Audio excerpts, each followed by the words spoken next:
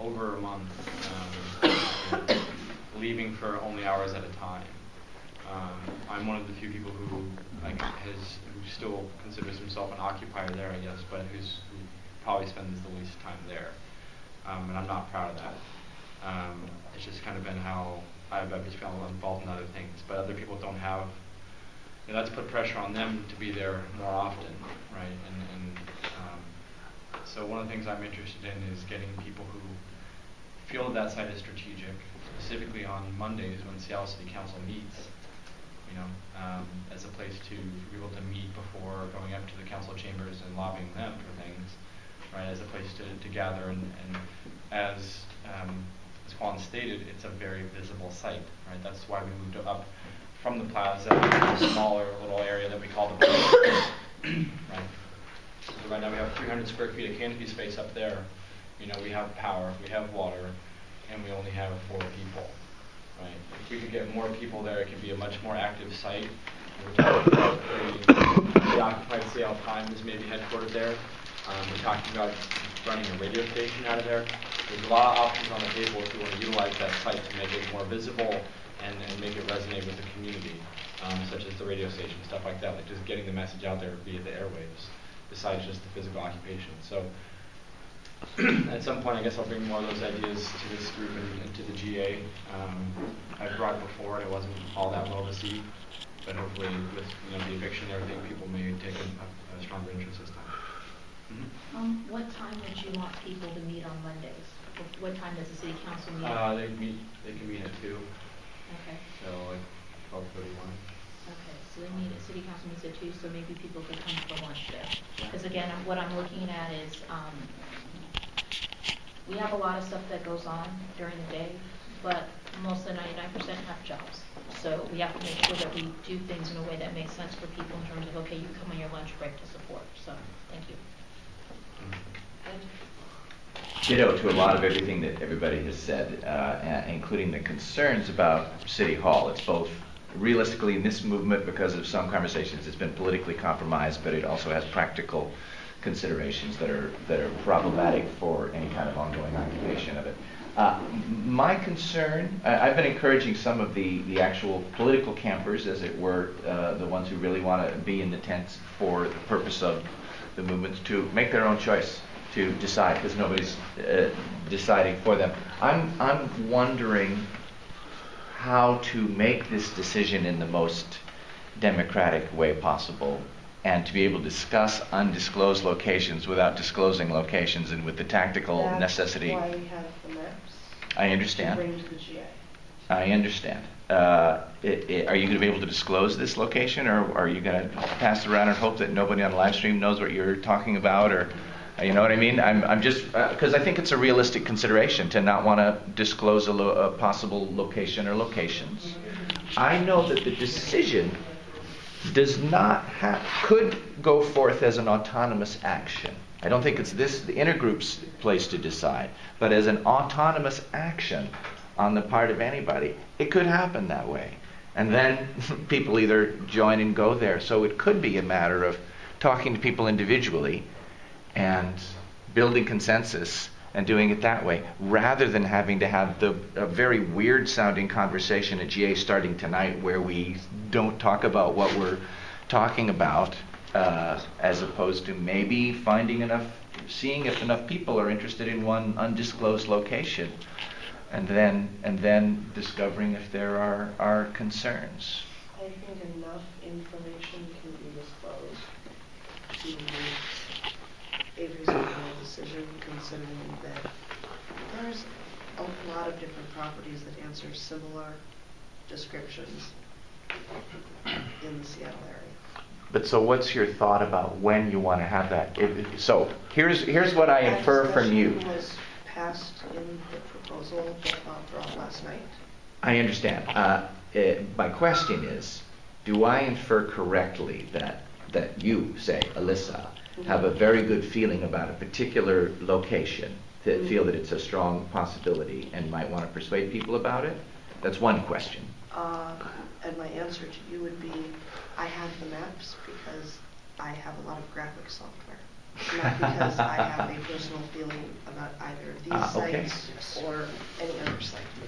I just think that if we delay the actual conversation and decision until 2 o'clock, when we're about to march someplace, other things may happen in the meanwhile, and they may be well considered or ill considered. I actually wish we could start this conversation in a more organized way tonight at GA, or not. And so I think it's as a way of getting people actually involved in it, but how to do that without tactical errors.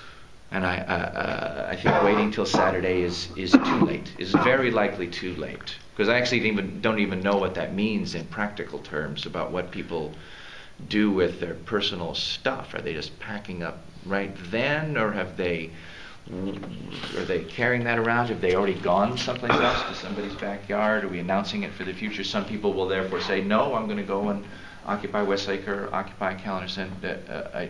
I wish there was a way to pursue this conversation starting tonight, even if the decision, so that we're in effect building consensus over the next 48 hours.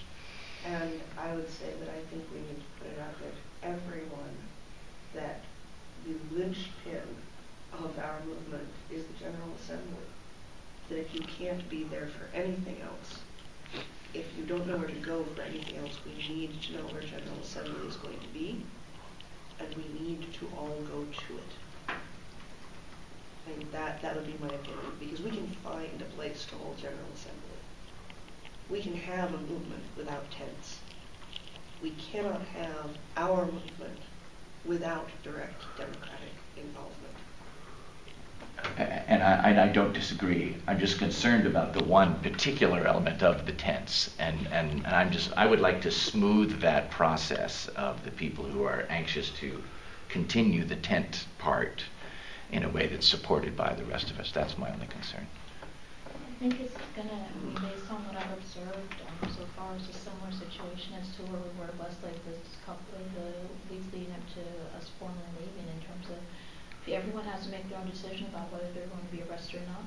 If you're not willing to be arrested, then you need to pack up your stuff, because the eviction is at 11 o'clock. So anyone, I think we just have to, I think everyone is going to have to make their own decisions if they're a camper, whether they wish to be part of a civil disobedience action, and if so, then they stay where they are. But if they choose not to, then they should pack up their stuff and be ready to leave, and then the tactical Duke is working on someplace for them to go. But I do hear you in terms of it'd be nice to have this. It's tough because whatever we discussed at GA tonight, tomorrow and Saturday is on live stream for anyone in the world to see. So I wish I could see a better way. Me too. And I hear you on that. I hear you. Me too. We'd love to move GA to where the occupation could go, and that could happen tonight. That could happen this morning. So I'd just like to read something real quick that was published actually by Jill Wakefield here. This is a direct quote from her writing. Throughout the last few weeks, we have kept appropriate authorities and agencies apprised of the situation on the campus. Starting Friday, we will be working closely with them to determine appropriate next steps. Some of the campers have already left the grounds. Everyone wants to see the situation resolved peacefully, but it is up to Occupy Seattle to make this happen.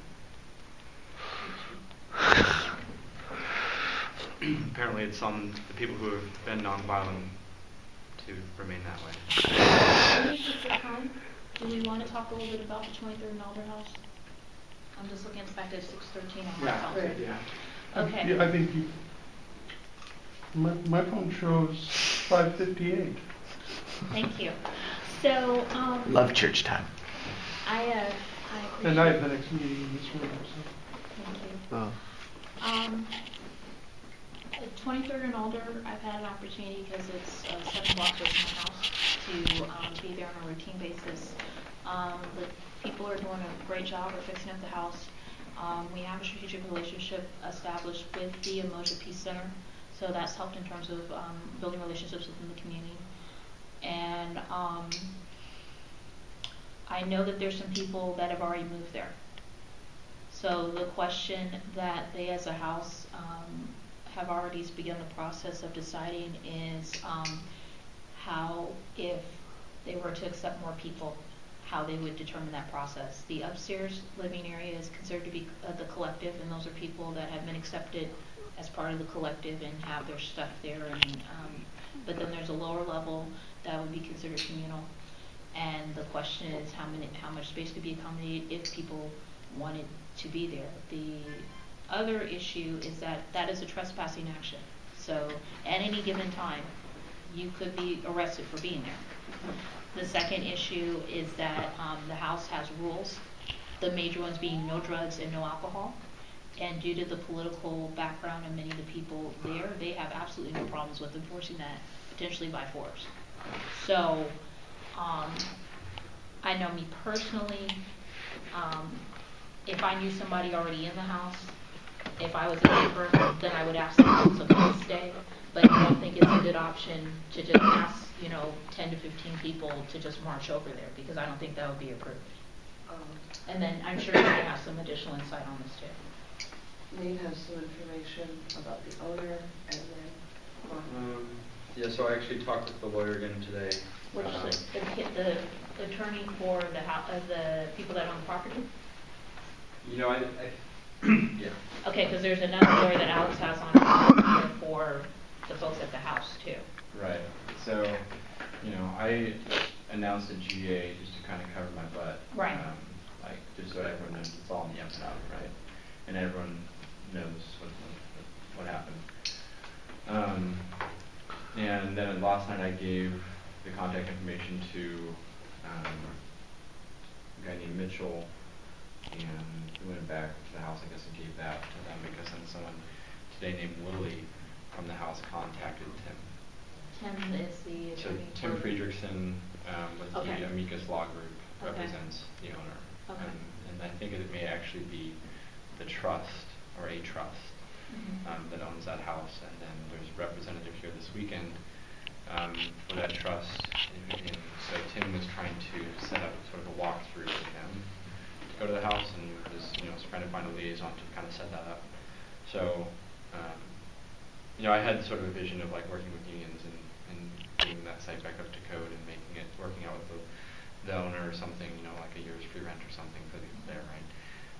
And ultimately, although I was saying I wasn't trying to carve out a position for myself there as any sort of logistical liaison, I think I kind of was, and then I realized that last night, and I just said, what? Here's all this information. I don't want to be. You guys will do with it what you will, and I realized that I was. There was no need to keep that to have a position there at all, right? So that's where that's at, and I'm probably not going to really be involved. But